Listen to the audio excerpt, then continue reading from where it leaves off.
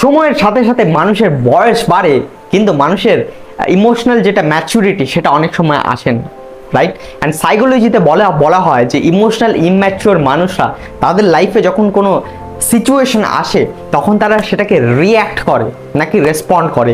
React করা and respond করা দুটো আলাদা জিনিস, রাইট? অ্যান্ড তাদের কিছু ক্যারেক্টারিস্টিক্স হলো, তাদের লাইফে যখন সিচুয়েশন আছে, ছোট সিচুয়েশনকে তারা বড় করে দেখায় অ্যান্ড সেটাকে তারা ওভার থিঙ্কিং করতে থাকে, ওভার রিঅ্যাক্ট করতে থাকবে। নাম্বার 2, তারা অলওয়েজ একটা পজিটিভ সিচুয়েশনকে নেগেটিভ সিচুয়েশনে নিয়ে যাবে, রাইট? অ্যান্ড কি তারা আননেসেসারি ঝগড়া করার তাদের টেন্ডেন্সি থাকে, আননেসেসারি ক্রিটিসাইজ করবে, গসিপ করবে, রাইট? টক্সিসিটি ক্রিয়েট করবে, তাদেরকে কেউ পছন্দ করে না, অ্যান্ড হাজারো আরও নেগেটিভ জিনিস তাদের ক্যারেক্টারিস্টিক্সের মধ্যে থাকে, রাইট? সো এখান থেকে কেউ যদি এই ইমোশনাল ইম্যাচিউর থেকে বেরিয়ে ম্যাচিওর হতে চায় তাহলে সেক্ষেত্রে সে দুটি স্টেপ ফলো করতে পারে। প্রথম স্টেপ হলো নিজের রোল অ্যান্ড রেসপন্সিবিলিটিকে প্রায়োরিটাইজ করা। যখন আমাদের লাইফে কোনো সিচুয়েশন আসে, হতে পারে সেখানে আমার দোষ আছে, হতে পারে দোষ নেই, রাইট?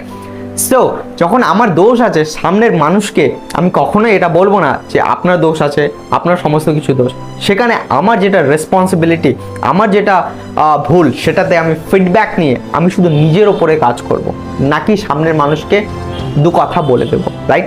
আপনি যদি নিজের ওপরে কাজ করতে থাকেন, নিজের ভুল ত্রুটির ওপরে কাজ করতে থাকেন, তাহলে আপনি ইমোশনালি ম্যাচিওর হয়ে যাবেন, রাইট? অ্যান্ড সেকেন্ড ইজ, আপনি যদি 24 ঘন্টা বা 48 ঘন্টা পরে যদি আপনার রেসপন্সকে ডেলিভার করেন, রাইট, পোলাইটলি ভাবে করতে হবে, সেক্ষেত্রেও আপনার মধ্যে ইমোশনাল ম্যাচুরিটি বেড়ে যাবে। এই দুটো one of the most powerful tactics আমি আপনাকে বললাম।